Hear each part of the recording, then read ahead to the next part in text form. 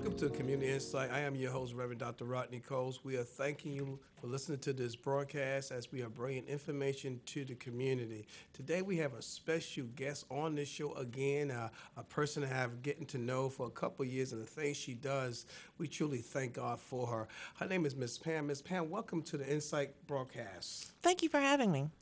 Ms. Pam, we're going to speak just a little bit what you do because you got guests. Some people may know who you are, but we know there may be folks looking at this broadcast and know who is Miss Pam. Thank you. So I'm the founder of Eastern North Carolina Stop Human Trafficking Now. We're a small nonprofit here in Pitt County. We started in 2010. And one of our primary missions is to educate the community about the issue of human trafficking with the hope that we would create enough interest that the community would want to be engaged in stopping human trafficking. And, as we're speaking about human trafficking, I know some people may have a little bit of idea what it is. And there's many areas that falls with human trafficking. Could you explain just a little bit what exactly is human trafficking? Sure. A lot of times when people hear that phrase, they immediately think sex trafficking. And so that's people who are manipulated into prostitution primarily. It could also mean any aspect of the commercial sex industry. So we could be talking about stripping, pornography, other issues as well.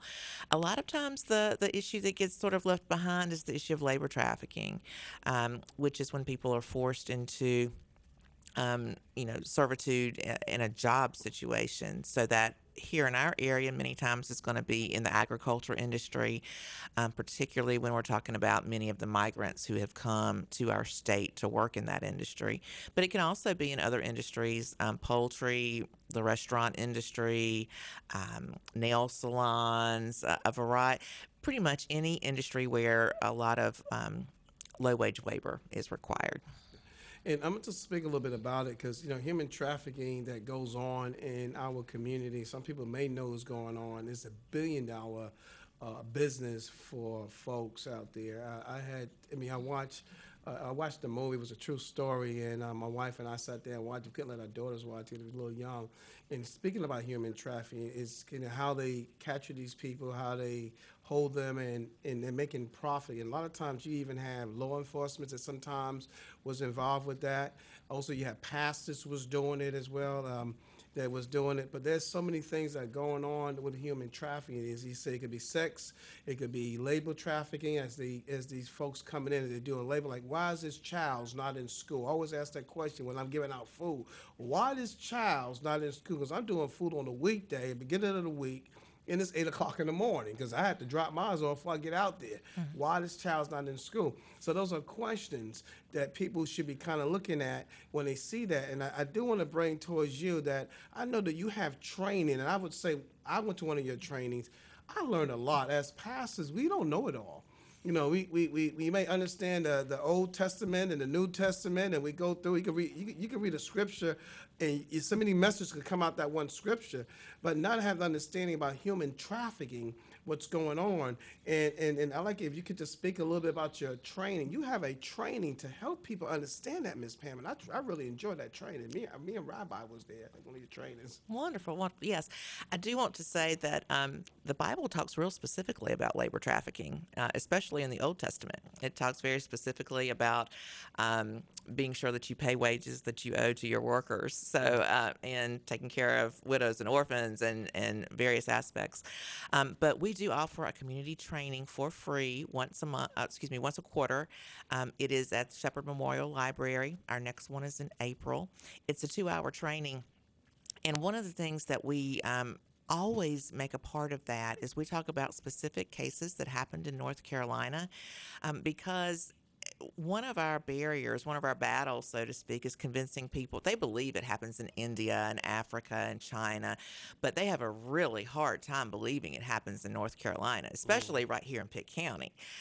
So we talk specifically about cases that happened in our area. And you mentioned, asking why kids aren't in school.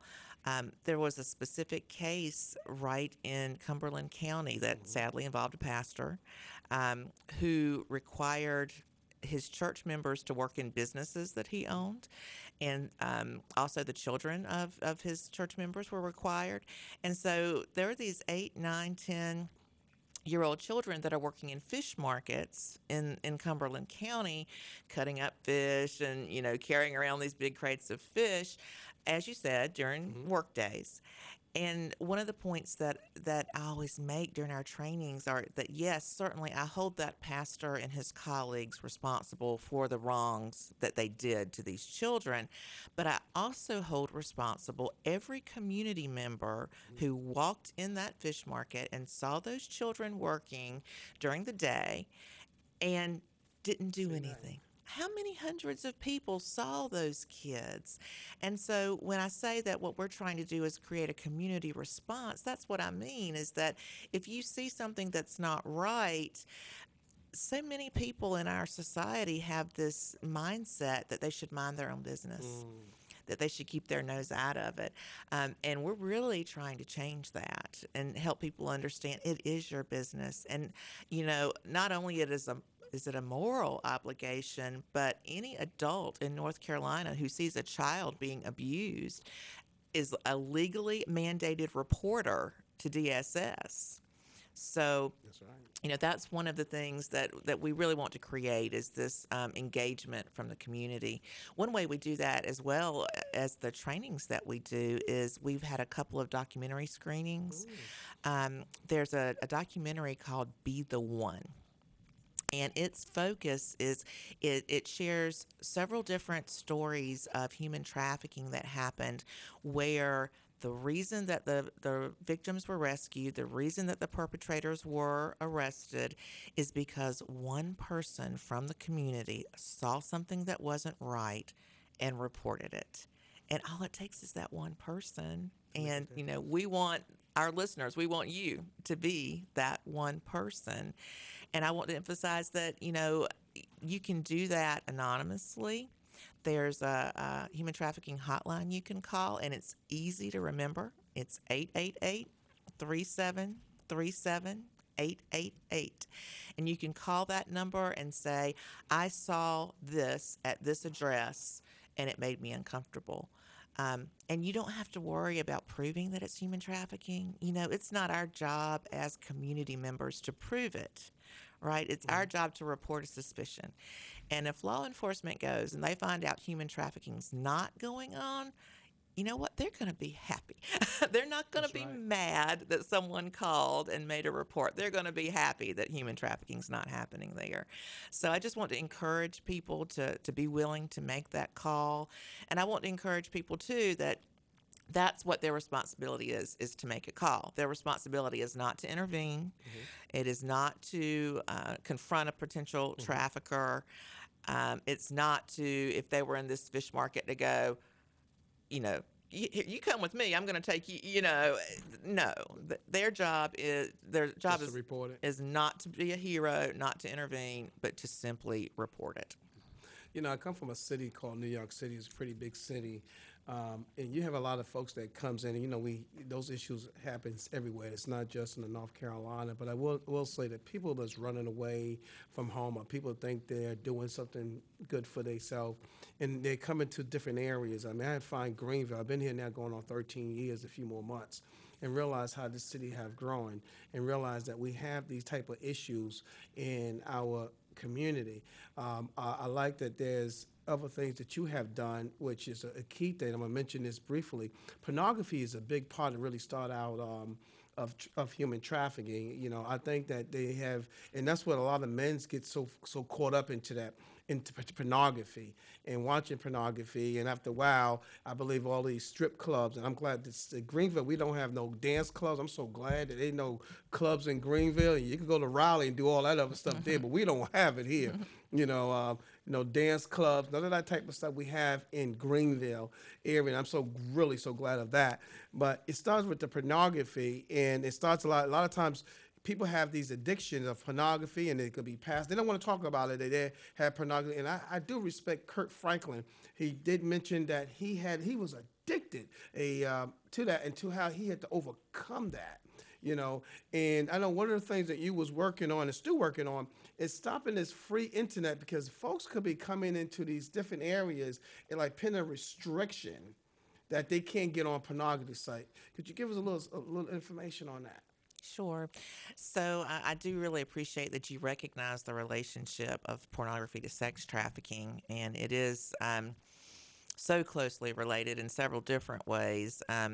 In one way is that it creates demand. As you mentioned, someone who becomes addicted to watching these kinds of images, um, they may start out watching what we would call, soft porn, but as they become addicted, then they will require more and more violent images to sustain their addiction, and eventually, simply watching it may not be enough, and they want to actually act it out. And so, if their wives or partners won't act out these images, then oftentimes they will seek out someone that they will pay to do that, who can't say no. So that's one way that they're related. Another is that many times the people who are actually in the images that we're watching on screen, those people aren't there by choice. Sometimes they have agreed to be an adult film and to portray certain actions, but then when they get to the set, other things are done that they did not agree to. And when they say no, the cameras don't stop, the actions don't stop. So it's certainly very closely related. In regard to what you're talking about, the easy accessibility of porn has become just an incredible issue with the advent of the internet. When you and I were kids, if a kid found a Playboy in their big brother's room, man, that was a big deal. That was trouble. that was a big deal. And now of course, we know now Playboy doesn't even have nude images anymore. It's become so commonplace. You can see that on mainstream television almost. So the issue is the easy accessibility, but also just the difference in the content from what we as children considered pornography and what is in fact pornography today, which is incredibly violent, incredibly degrading and humiliating, and teaches our young men, who are the primary users of pornography, that women are simply objects to be used. And that type of attitude, if you watch those images enough, will certainly carry over into your real life. Even if you don't go as far as paying for sex or as far as committing a sexual assault, those unhealthy images of women are not going to result in healthy relationships. So one thing that our organization supports is the limiting, and it's fairly easy to do through your internet service provider, to filter out pornography. And some major businesses have done that. McDonald's famously has done that. So, it would be fairly simple to get all of our fast food places to filter that out, to get all of our libraries, all of the cities that provide free Wi-Fi in their downtown area, to simply, contact their internet service providers and say, we want this filtered out. So I would just encourage any of our listeners who think that would be a good idea to contact our commissioners, our council members, and say, if this hasn't already been done, it needs to be done immediately. Yeah, Ms. Pam, there's a lot we got to cover. I want you to speak. You got some events that's going on, and first I want to thank you for being here. And I'm saying this on there as a pastor, as a advocate for the community. I'm involved with human trafficking, partners with that, because it's a need in our community. We need to work with it. Dr. King said many statements, but one of I love, his quote was, our beginning will become our end. When we stay silent to things that matters, we must take a stand. If he's going to take the pastors to come together to make those stands. But Ms. Pam, I know you have some events that's going on, and I want to make sure we get it all in. And if you just could tell us events that's happening. Thank you. And I really appreciate your positive comments about the anti-human trafficking movement. Sadly, most of our anti-human trafficking advocates are females. And, I go to meetings and conferences all the time, and there'll be, 3 men in the room. And God bless them, but, we need more of them. So I appreciate your support. And to that end, we have an event tonight called Real Men Rise Up, Fighting a Culture of Complicity. Our nonprofit was invited by an ECU group of men called Team to co-host an event on the ECU campus tonight at 6 o'clock in Mendenhall. And we're going to talk about positive things that men can do to fight this culture of complicity. We're going to have several panelists. Myself will be one. Another of the panelists will be Chief John Gard from the Pitt County Sheriff's Office, who is a nationally recognized expert on fighting domestic violence. We will also have a victim advocate from Real Crisis Center, our sexual assault center here in Pitt County, LaJuina Barlow. So we're really excited about that. That is open to the public. It's free. And we would just invite men especially, but hey, women, if you've got to drag your man there, that'll be fine too. Men and women, we are glad to have anyone who can come tonight and learn how men can be a positive influence. And understand, this is not going to be about shaming men. This is going to be about how men can be a positive influence. So don't think that we're going to be, preaching at you, that kind of thing. So I hope folks can come tonight. And then I've mentioned several times the idea of this community engagement that we want to have here in our area. And so we have a group called the Pitt County Coalition Against Human Trafficking. That group meets monthly, and our next meeting is on February 21st at 9:30 at Shepherd Memorial Library. Our speaker this month is going to be the director of the Pitt County Coalition Against Substance Abuse. And what we try to do each month is have someone who can come in and help our coalition members better understand the issue of human trafficking in our area. And so this month, the focus is going to be on understanding that intersection between substance abuse and human trafficking. Many people don't understand that one of the techniques that traffickers will use to get someone under their control is to get them addicted to drugs and to become their supplier and use that to control them, which is horrible. And then the even worse part is once that person is able to get away from the trafficker, they've still got this drug addiction they've got to deal with. And so your listeners are very much aware that there's a shortage of beds in our state because of the opioid crisis. That crisis has also resulted in a dramatic increase in the need for foster families because so many more kids are going into foster care. And all of that contributes to more human trafficking. When you think about more kids being in foster care, that's a vulnerability to being trafficked as they age out and they don't have anywhere to go. That's an extremely vulnerable time as well. So we would just invite any members of the community who are interested to please come out to the meeting to join with us, and as we as a group try to learn more and share information and just help each other out on this journey.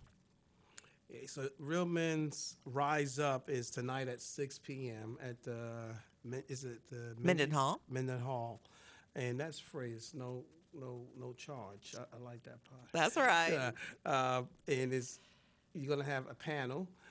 Folks can ask questions, which is good. I think we need more of that, Ms. Pam. I think that as we talking about human trafficking, and I think that this is a key thing. I think a lot of men run away from that. I think that most men fight with themselves of the truth, and to ask these questions to find out what's going on. I mean, I had a case last night. I don't watch the news that often, but now and then I watch. But it was a case that happened in a young lady in Connecticut that this man, and this is going with domestic violence. Don't know the whole case, but he ended up killing the young girl and putting her in a suitcase in a very high-priced neighborhood. And they realized it was him. Between domestic violence, because in dealing with human trafficking, all of that kind of falls in the same boat. we don't know what's happening. We don't know, and these young girls running from these guys. We don't know what's happening. And then you have these folks that brings these young girls in, or bring these girls in, or any direction they bringing them in. And then, like I said, they had to drug them up because to move their ability. And you can have people, and it's a movie called Traffic. It's on Netflix, I believe, or Hulu. My wife loved all those little channels that, yeah. Anyhow, and I had the opportunity to watch it last week, and it was like, let's watch it. And it talks about things. It's a network of them doing this. This is powerful on how these guys connect with this. And they moving them out of state. Mm-hmm. I mean, they traveling. So if we stay silent on something like that and don't get involved, it's happening. It could be your child, be somebody else's child. As I always say, well, listen, it ain't happening to me. But if they rob your next door neighbor, pretty soon they're gonna rob you. It ain't gonna be long. Right. But it's our problem. It's the community problem. How could the community help more, Ms. Pam? So one way would be to attend some of these events and connect with us. We always need volunteers. We try to go to a lot of different community events, and that's one way folks can help us out is by helping us staff tables at these community events. We're a nonprofit.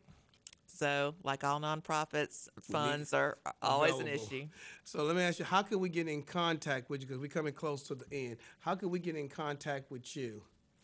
So I'll give you our website address and then my email. So our website is encstophumantrafficking.org.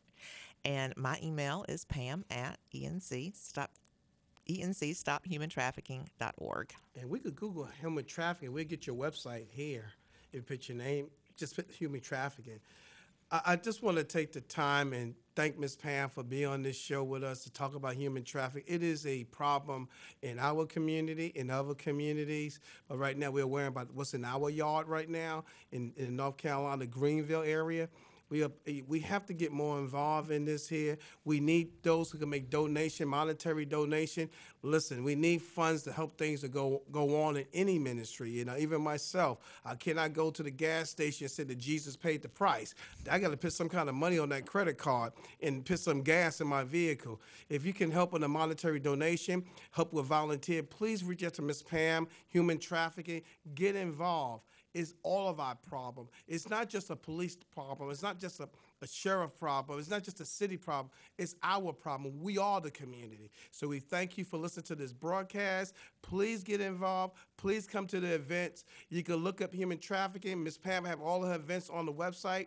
Please look at that information. God bless, and thank you for listening to the broadcast.